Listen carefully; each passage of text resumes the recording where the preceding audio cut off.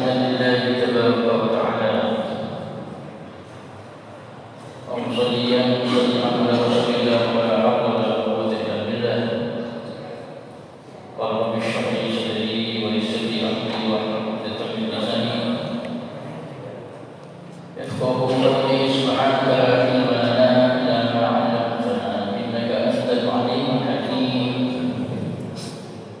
وتب علينا إنك أنت التواب الرحيم اللهم إني أعوذ بك أن أضل أو أضل أو أجهل أو أجهل أو أظلم أو أظلم أو أجهل أو يجهل علي وصلى الله وسلم على سيدنا محمد وعلى آله وصحبه الحمد لله رب العالمين. بسم الله الرحمن الرحيم. وبسند متصل إلى السيد علوي بن عباس المالكي الحسني رحمه الله تعالى ونفعنا به وبعلومه في الدارين آمين. قال في كتابه فتح القريب الترغيب في الصدق والنصيحة ووفاء الكيل والوزن والترهيب من بخس الكيل والوزن ومن الكذب والغش والخيانة إلى أن قال وعن حكيم ابن هزام رضي الله عنه أن رسول الله صلى الله عليه وسلم قال البيعان بالخيار ما لم يتفرقا فإن صدقا وبينا بورك لهما في بيعهما وإن كتما وكذبا فعسى أن يربحا ربحا ويمحقا بركة بيعهما اليمين الفاجرة منفقة للسلعة ممحقة للكسب رواه البخاري ومسلم وأبو داود والترمذي والنسائي. Para jemaah salat subuh yang dimuliakan Allah, insyaallah malam subuh kali ini kalau ru'yat, ini kajian kita yang masih bisa minum ya sekarang ini ya, kalau ru'yat. Kalau enggak ru'yat Sabtu lagi masih bisa minum. Tapi kalau enggak ru'yat ya, tapi kalau ru'yat Sabtu besok kita sudah puasa.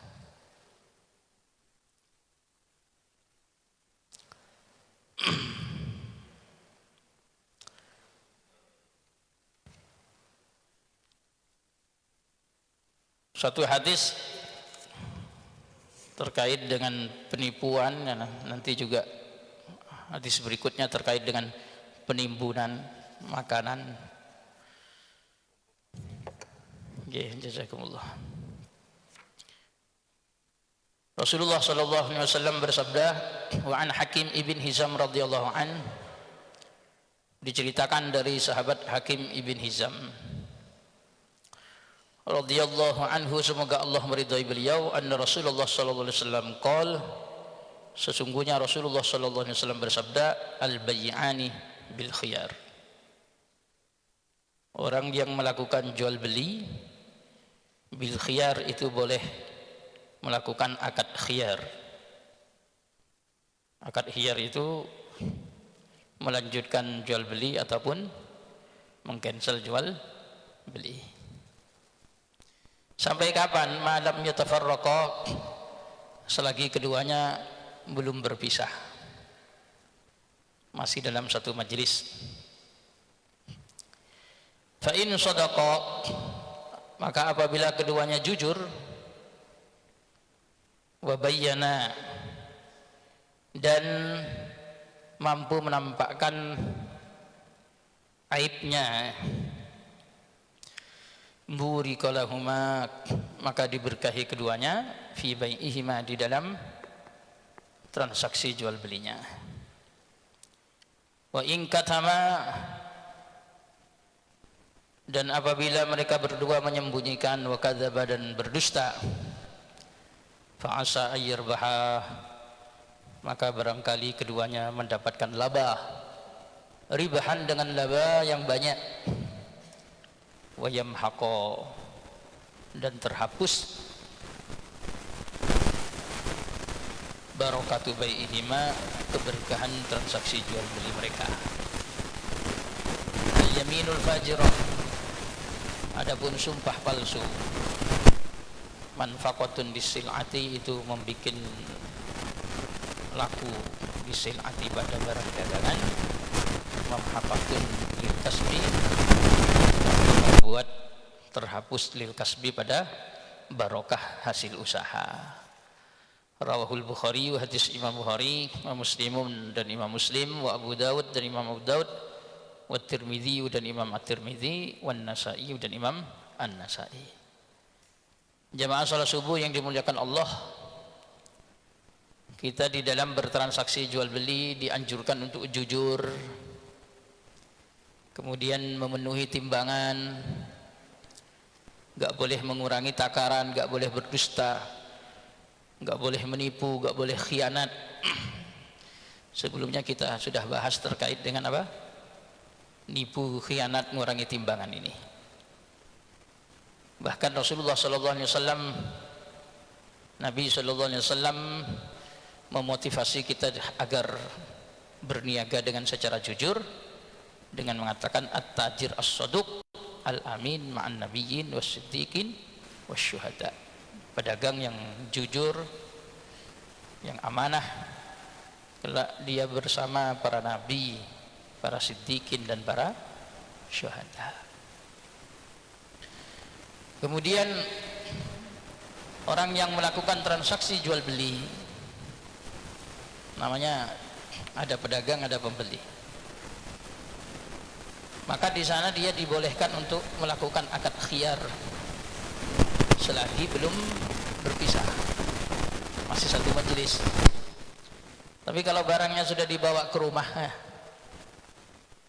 kemudian ternyata barangnya ada cacat, ya nggak boleh untuk cancel, nggak boleh melakukan akad khiyar.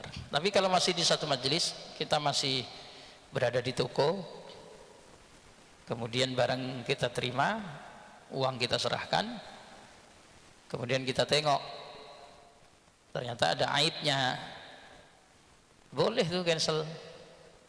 Mohon maaf Pak, saya nggak jadi beli. Kenapa? Ini ada cacatnya, bisa membuktikan kebenaran. Kemudian jujur mereka berdua. Kesalahan tadi itu karena apa ya? Yang penting masih di dalam satu majelis. Kalau mereka berdua jujur, aibnya bisa saling menunjukkan, nggak ada yang menyembunyikan, maka transaksi jual beli mereka akan barokah. Tapi kalau salah satunya ada yang sengaja menutupi aib, entah si pembeli, entah si pedagang, kata Rasulullah, bisa jadi memang dapat laba, dia besar labanya, barang cacat dijual mungkin laba ya besar, tapi ingat barokah transaksi jual belinya Allah hapus. Hati-hati itu. Ada kita ini kan yang penting sebenarnya barokah. Banyak enggak barokah itu banyak madorotnya. Yang kita dapat mungkin perasaannya banyak, tapi ternyata oleh Allah diuji nanti. Ya, yang banyak itu kemudian habis terhadap sesuatu yang enggak penting-penting, bahkan bisa jadi merugikan kita. Ini yang rawan kalau enggak barokah. Tapi kalau barokah itu sesuatu yang sedikit tapi barokah. Kadang masya Allah berkat yang dimakan halal, akhirnya bisa jadi oleh Allah Subhanahu wa taala diberikan banyak hal yang mestinya menghabiskan uang banyak, berkat transaksi yang jujur, yang amanah, mengkonsumsi yang halal, maka kemudian yang harusnya mengeluarkan harta banyak itu enggak jadi. Itu artinya. Kalau ada orang melakukan jual beli menggunakan sumpah palsu, wallah ini barangnya baik, wallahi original, wallahi masih baru ini, tapi ternyata enggak. Kata Rasulullah, orang pakai sumpah-sumpah berdagang itu ya dagangannya cepat laku. Laku itu kata Rasulullah, namanya pakai sumpah membawa-bawa nama Allah. Ya cuman tadi hasil usahanya itu Allah sirnakan nanti itu.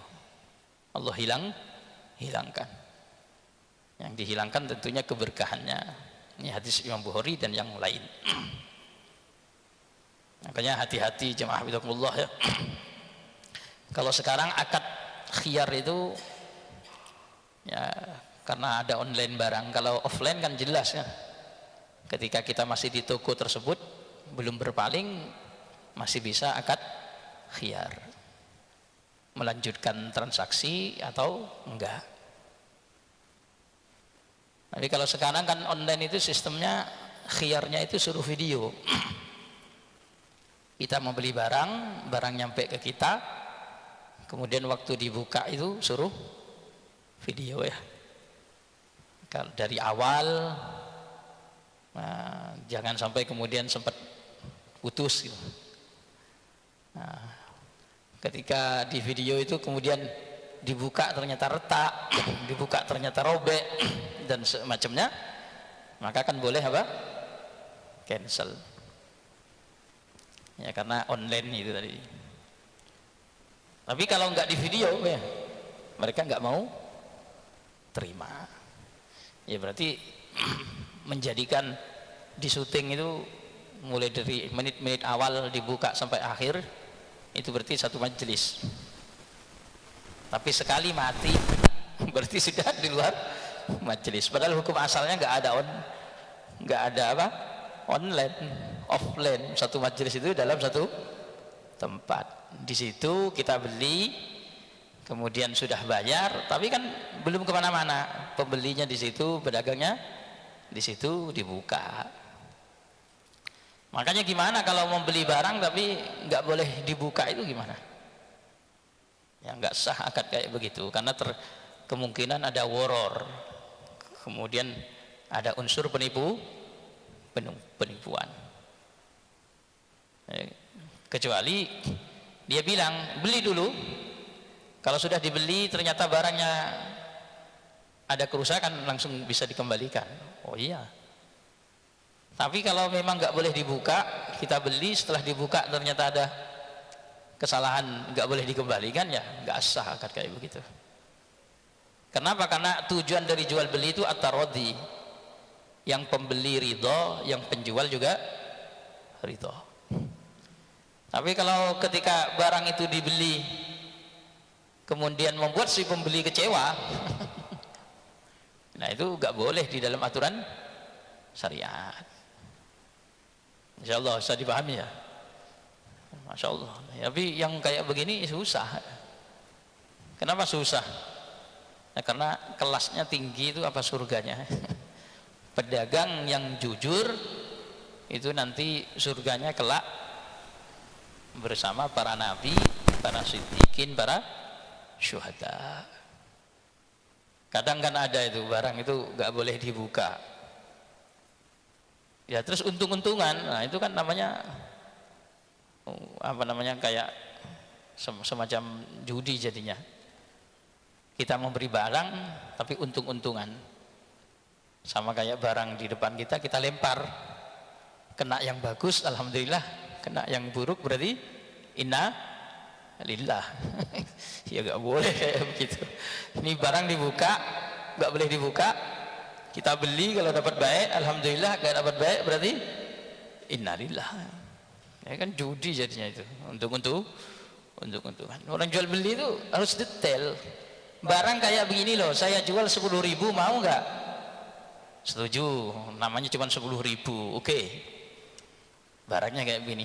Barang kayak begini saya jual 100.000, kok beda? Yang ini ada cacat, ini enggak. Mau nggak?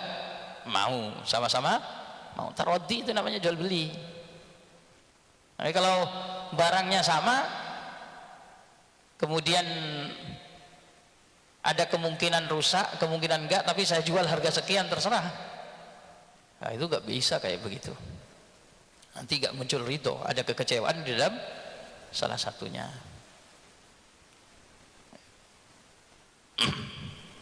Harusnya seperti ini, harusnya. Makanya Rasulullah itu dulu jadi pedagang cepat laku karena jujur sama amanahnya itu. Jujur plus amanah, sampai dapat gelar Al-Amin.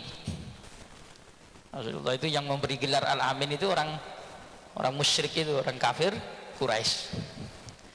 Cuma mulai tidak dipercaya gara-gara membawa kebenaran risalah. Tapi mereka sebelumnya sudah memberi gelar Rasulullah dengan gelar apa? Al-Amin. Yang menyebut Rasulullah Al-Amin itu bukan orang Islam, tapi orang-orang kafir Quraisy waktu jahiliyahnya itu memberi gelar Rasulullah Al-Amin. Karena memang kalau melakukan transaksi jual beli jujur, amanah, nggak ada yang disembunyikan, barangnya cepat laku. Akhirnya rame ya yang dagang, yang membeli kepada Nabi, nggak bakalan kecewa. Kalau sekarang kalau online itu nengoknya bintang, bintangnya berapa, sudah bintang 5, itu amanah berarti itu. Tapi kalau bintangnya masih 1 itu ragu-ragu yang mau beli. Apalagi komentar di bawahnya dicek,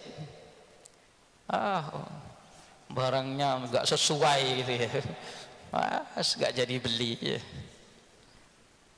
Kadang belum ada bintangnya, akhirnya kita memberanikan diri nyoba-nyoba ya. Akhirnya siap-siap kecewa. Pedagang zaman akhir kayak begitu. Untungnya hukum asal dalam muamalah itu apa? Mubah.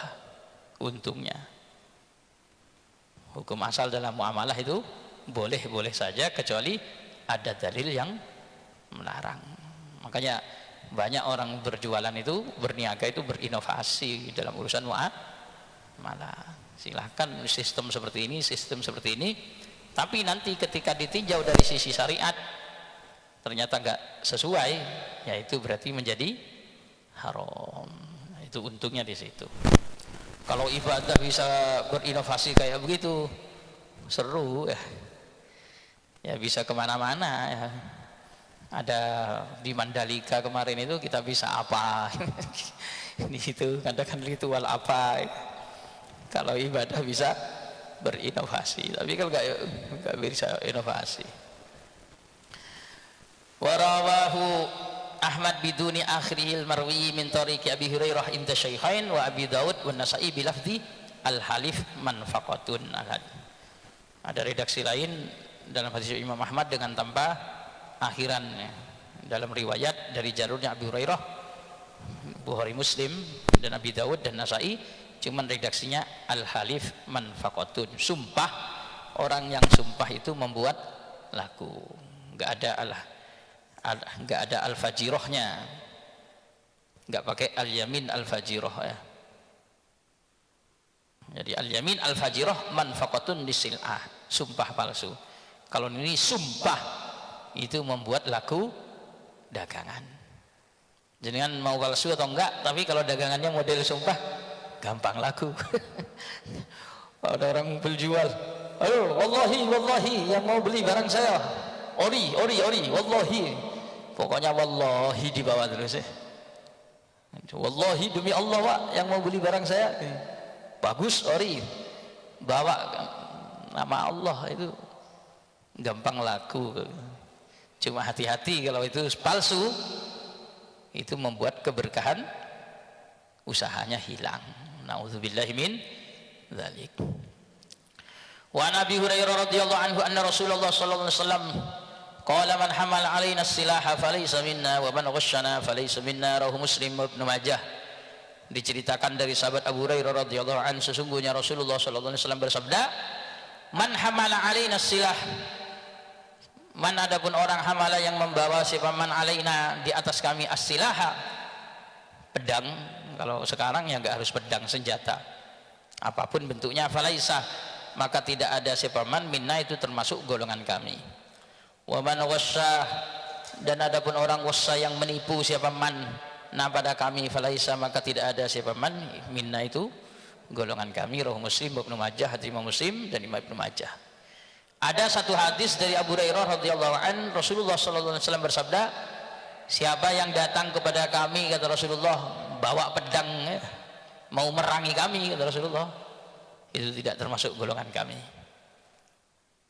Siapa yang datang, siapa yang menipu kami, ya berarti bukan termasuk golongan kami.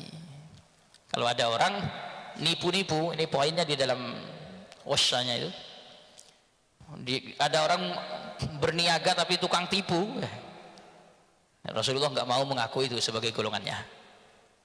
Nah ini macam mana ini ya, kita ingin diakui sebagai umatnya Nabi Muhammad, tapi Nabi Muhammad nggak mau mengakui dia sebagai umatnya. Ketika dia jual beli tapi pakai nipu, tukang tipu, kata Rasulullah, yang nipu-nipu kami, kata Rasulullah, itu bukan termasuk golongan kami. Hati-hati jangan nipu. Serepot memang ya sekarang ini. Kemarin saya mau beli sesuatu itu banyak namanya ya, yang full apa yang bukan full. Enak kalau detail kayak gitu. Apa bedanya Pak? Ada full, ada bukan full. Ya sama tapi kualitasnya beda. Tapi kan nggak tahu mana yang full sama yang nggak full. Nurut kata orangnya. Dulu kalau zaman dulu ya, kalau beli HP baterai itu nanya, ori nggak Om? Kalau dia jujur, nggak ori, ini yang orinya ini diambil. Ya, ini tapi kalau nggak ori, dibilang ori, penipu berarti kan. Rasulullah memperingatkan dengan bahasa apa? Man wasyana falaisa minna. Siapa yang menipu kami itu tidak termasuk golongan kami. Tapi yang satunya adalah man hamal alaina silah. Meskipun ini di luar tema, tapi karena sudah kadung dibaca, kalau orang Islam kok senengannya ngajak perang gitu loh. Senengannya bawa ngajak perang. Padahal itu kata Rasulullah juga bukan termasuk golongan kami. Maka gimana caranya Islam antara satu dan yang lain itu berdamai? Jangan apa? Senengannya ribut, perang. Yang bawa-bawa pedang, bawa senjata, nah itu gak termasuk golonganku, kata Rasulullah. Makanya kenapa buat itu gak boleh di dalam Islam. Berontak itu gak boleh. Kayak apapun kita, mohon maaf nih, punya pemimpin kayak apapun, meskipun bahasanya Nabi itu meskipun dipimpin oleh orang Habasyah yang di kepalanya itu penuh dengan buih, tapi itu pemimpinmu ya, tunggu dulu ya, patuhi saja dulu. Urusan yang menyalahi aturan Allah nggak usah diikuti, yang mengikuti aturan Allah kamu ikuti. Tapi ya jangan bawa-bawa pedang senengannya, itu senengannya bawa pedang ngajak perang, nanti di sana banyak darah yang berceceran. Nah ini yang jangan sampai begitu. Bawa pedang maunya perang. Kalau sekarang itu hati-hati, sekarang itu ada perang antar negara. Hati kita jangan sampai kemudian meridhoi salah satunya. Jangan sampai meridhoi salah satunya. Kenapa? Karena kalau kita meridhoi entah benar entah salah, itu seakan-akan kita meridhoi nyawa manusia. Apa? Kemudian tersia-sia. Oh itu hancurkan saja itu, bunuh aja semua sekalian. Enak betul karena bukan kamu yang diserangnya. Yes, tengok, ya, tengok mana yang benar mana yang salah, tapi jangan ridho kalau ada nyawa manusia terbunuh. Bagaimanapun itu makhluk Allah, bagaimanapun itu makhluk Allah. Cari titik temunya, sekiranya berdamai di antara keduanya. Begitu sudah. Meskipun entah muslim atau enggak ya, Tapi kan orang Islam itu punya sikap. Orang Islam itu punya sikap untuk menjaga namanya al-adami, terutama anak Adam ini perlu dihargai. Pokoknya jangan langsung ridho kecuali betul-betul ditelaah secara benar, kemudian secara syariat dibenarkan, ya enggak apa-apa. Wong dulu kiai-kiai waktu mau memutuskan hubbul waton minal iman itu musyawarah, rapat, meeting, kita itu yang diserang, posisi kita yang diserang, yang diintimidasi. Itu masih minta fatwa dulu, kumpul dulu para ulama, para kiai. Setelah kumpul, bagaimana ini kita mengorbankan darah kemungkinan sekian banyak, itu dalam rangka ini bagaimana? Hasil analis ijtihadnya para kiai memutuskan apa? Membela tanah air sampai mengeluarkan darah-darah itu termasuk bagian daripada iman, dan yang mati pun dikategorikan apa? Syahid. Oh, bismillah. Allahu akbar. Allahu akbar. Allahu akbar. Begitu itu sudah ya. Ini juga hati-hati ya, jangan sampai gampang-gampang membawa man hamala alainas silah falaysa binna. Kalau kharaja minhu hamala silalihi rasa fa innahu hamlun lana. Tapi kalau membawa senjata dalam rangka menjaga ya, oh itu namanya bagus, itu bukan la alaina itu, tapi menguntungkan kita. Jangan bawa pedang, bawa senjata dalam rangka menjaga kaum muslimin, oh itu betul. Tapi membawa senjata, membawa pedang dalam rangka mempersulit kaum muslimin, itu Rasulullah enggak mau mengakui sebagai komunitasnya. Na'udzubillahi min dzalik. Nanti berikutnya berkaitan dengan menjual budak, kemudian ibu dan anaknya kemudian dipisah, kemudian menyetop orang yang mau berangkat ke pasar, dan seterusnya, tawar menawar di atas penawaran orang lain, menimbun makanan. Nah, itu nanti kita berikutnya insyaallah kita kaji hukum menimbun makanan, apalagi sekarang ini banyak orang nimbun. Monggo silakan, barangkali ada yang mau ditanya karena sudah mau isyraq. Kalau ada yang muskilah, silakan. Assalamualaikum warahmatullahi wabarakatuh. Waalaikumsalam warahmatullahi wabarakatuh. Ini di luar topik Ustadz, di luar perdagangan.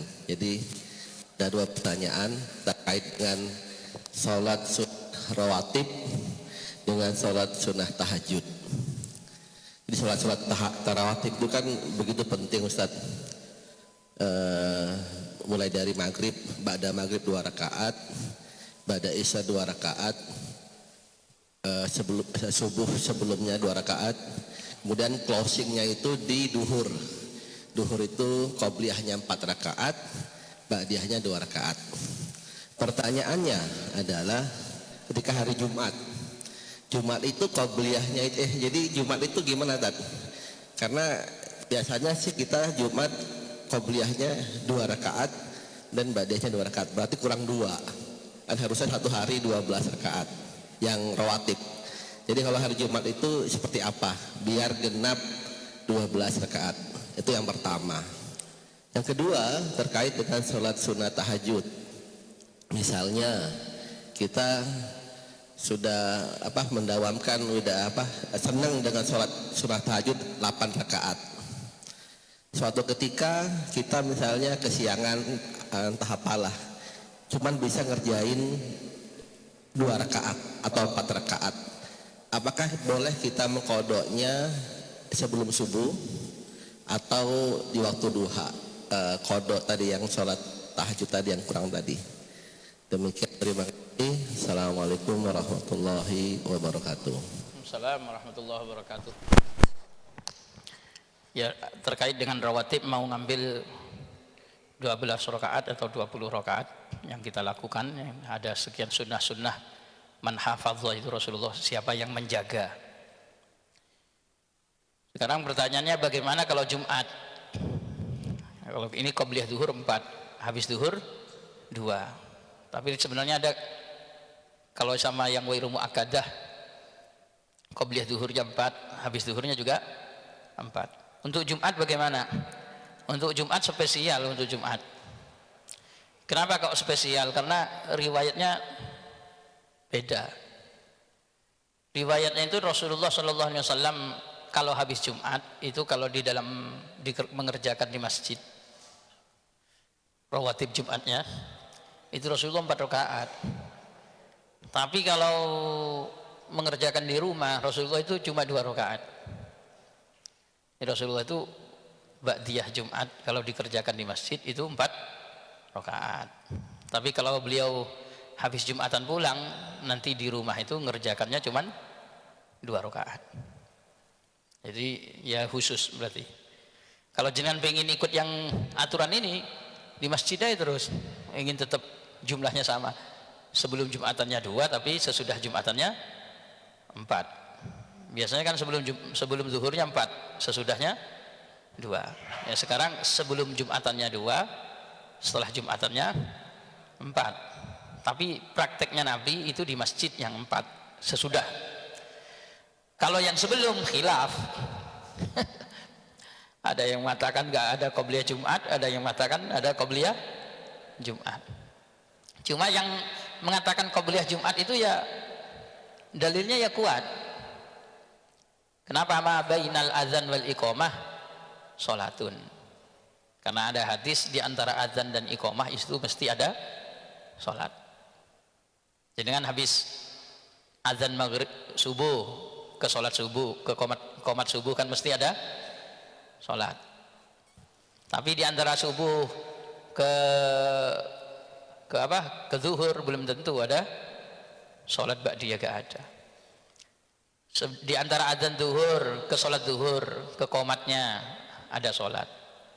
Di antara adzan asar ke qomat asar ada salatnya. Di antara adzan maghrib ke qomat maghrib ada salatnya meskipun wairu muakkadah. Di antara adzan isya ke qomat isya juga ada salat.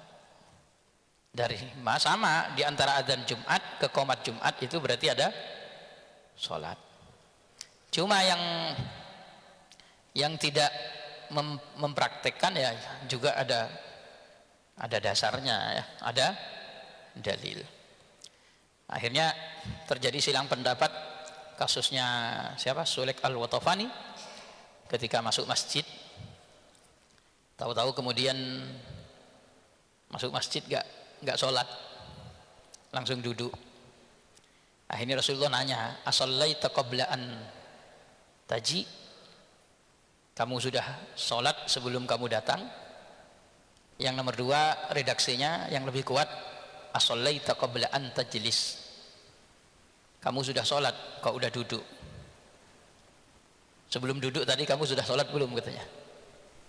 Nah kalau apakah kamu sholat sebelum duduk berarti tahiyatul masjid, masuk masjid kok sudah duduk padahal belum sholat. Tapi kalau pakai redaksi as-shallaita qabla an taji, kamu sudah sholat belum sebelum datang, berarti qobliyah. Ngerti tidak? Kalau belum masuk masjid kalau ditanya apa? Apakah sudah sholat sebelum datang ke masjid? Belum Rasulullah, sholat dulu 2 rakaat. Berarti qobliyahnya belum, dia suruh sholat dulu. Tapi as-shallaita qabla an tajlis, kamu sudah sholat belum sebelum duduk? Kok sudah duduk? Belum Rasulullah. Kum fasolli rakaatain, bangun sholat dulu 2 rakaat. Itu berarti di hari Jumat. Nah, sebagian mengatakan bukan qobliyah tapi apa? Tahiyatul masjid. Yang jelas semua punya referensi, yang referensinya itu sama-sama bisa dipertanggungjawabkan. Saya itu modelnya kadang-kadang lagi mood sholat, nggak mood ya wis duduk. Lagi kepingin kok sholat sunnah qobliyah, yes, qobliyah. Lagi kadang-kadang nggak keingin qobliyah Jumat, ngamalkan satunya ya sudah. Itu saya nggak mau baku dalam satu apa. Nah, tapi lebih seringnya yang qobliyah. Cuma kadang-kadang yang enggak qobliyah. Mau menunjukkan kalau di situ ada perbedaan.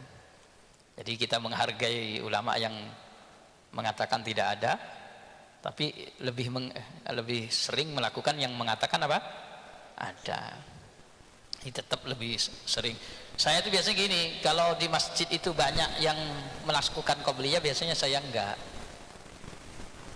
Tapi kalau di masjid itu kok saya tengok banyak yang enggak melakukan qobliyah di sini, saya provokatori, saya enggak qobliyah sendiri. Wah, qobliyah banyak yang enggak qobliyah, saya qobliyah lah, biar ada apa? Yang melakukan qobliyah. Kadang orang itu kalau kita nggak ngikut qobliyah tambah semangat ya. Pak imamnya aja nggak qobliyah gitu. Oh, ini tambah banyak yang nggak qobliyah. Wah, saya qobliyah ya. Biar apa? Mikir dia. Loh, Pak Imam qobliyah nih. Ya, akhirnya ikut berdiri semua. Ya gitu aja. Jadi nggak usah terlalu kayak masjid-masjid itu loh. Qobliyah maghrib itu dulu kan sampai anti gitu. Akhirnya ada yang memprovokatori ya, ngadain qobliyah maghrib. Akhirnya banyak yang qobliyah maghrib akhirnya. Harusnya begitu. Cuma ya jangan terlalu lama, memang jatah ya, jedanya itu loh, maghrib ke qomat itu jangan terlalu lama jamnya, jangan kayak subuh Al-Munawwarah ya, kelamaan. Kalau maghrib itu waktunya apa? Lebih dipersingkat, tapi diadakan. Di sini ada qobliyahnya maghrib. Masih kemarin saya masih ada beberapa yang enggak ada. Saya takut kejadian di tetangga kita itu loh. Di tetangga kita lah, masjid di sini dekat.